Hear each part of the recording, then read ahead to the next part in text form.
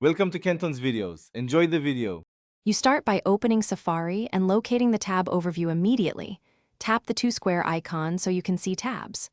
Once done, press and hold the tabs icon or tap it once depending on your iPad OS version. This reveals the private option.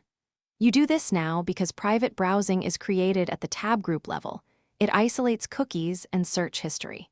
Make sure your device isn't in guided access. Then proceed to create the private tab group to continue. After tapping New Private Tab Group, you select whether to name it. Naming helps when you switch groups later.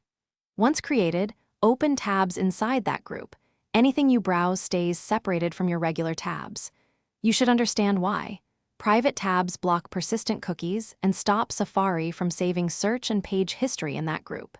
If you use extensions, verify they are disabled for private sessions, since some extensions can still leak data across groups. Use your private tab group as long as needed. When finished, close all of its tabs to clear session data. Tap the tabs icon, then close all private tabs or swipe them away. Once closed, switch back to your regular tab group to restore normal browsing. If something goes wrong, private tabs still showing history or cookies persist, restart Safari.